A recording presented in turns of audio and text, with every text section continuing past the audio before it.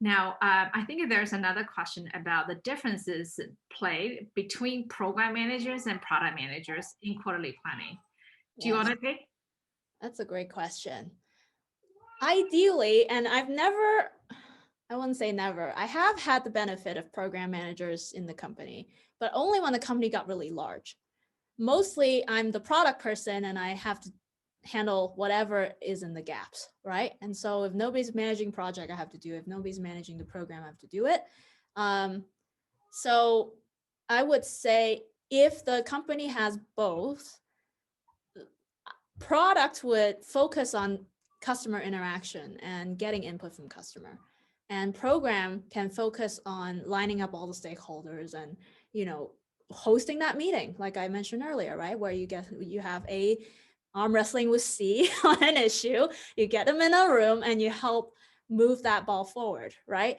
And Right. so what I've seen at large companies, when I talk to other product leaders who have the benefit of having a program person flank them, is they're suddenly able to spend a lot more time in the market and understanding what the market needs are and feeding that back into the process. And then program just holds the reins on this is what's happening next quarter. Because when you're a large company, and that's why you need it for a large company, right? When you have a large company, you have a lot of moving pieces and things are trying to unravel all the time. And Right. so if you don't have someone dedicated to just listening and making sure, A hasn't suddenly gone rogue and pulled the whole thing apart, right? That needs to be done, right? So somebody has to hold the fort. And Yeah. that's why you have those two roles. But they work really closely together, Right. like great program managers I know are very intimately aware of what the customer needs are and the market needs are. They talk to the product person all the time. The product person often comes in with a little bit more engineering background, right? And so they do a little bit more of kind of the sussing out of feasibility with the tech team, right? Right. But that doesn't have to be the case. Like I've seen program people go do that, right? Right.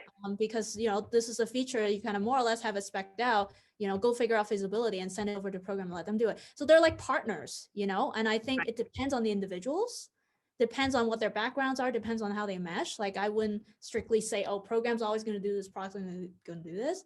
I would put the two people together and say, hey, you guys figure out how to work together.